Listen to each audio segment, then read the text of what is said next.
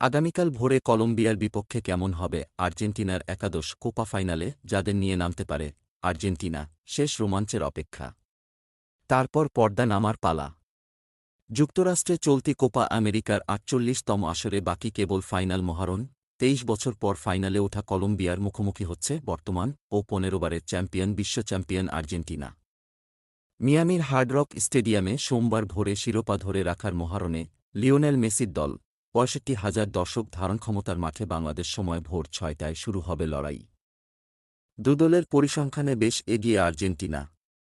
কলম্বিয়ার সাথে ৪২ বার মুখোমুখিতে আলবিসেলেস্তেদের জয় ২৫টিতে। কলম্বিয়া জয় পেয়েছে ৯টিতে। বাকি ৮ ম্যাচ ড্র হয়েছে। গত ১৩ বছরে কোপা আমেরিকায় ৪ বারের দেখায় নির্ধারিত ৯০ মিনিটে গোল করে একবারও জয় পায়নি মেসি বাহিনী। একটি ড্র ও হারের সঙ্গে জয় পাওয়া ম্যাচ দুটি গড়িয়েছিল টাইব্রেকারে। ফাইনাল দিয়েই বর্ণিল ক্যারিয়ারের ইতি টানবেন আর্জেন্টাইন ফুটবলের অন্যতম কিংবদন্তি অ্যাঙ্গেল ডি মারিয়া। বিদায়ী ম্যাচে প্রত্যাশিতভাবেই শুরু থেকে খেলবেন ডি মারিয়া।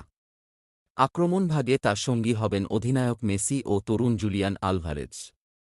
গোলবার পাহারায় এমিলিয়ানো মার্টিনেজ পালন করবেন নির্ভার ভূমিকা।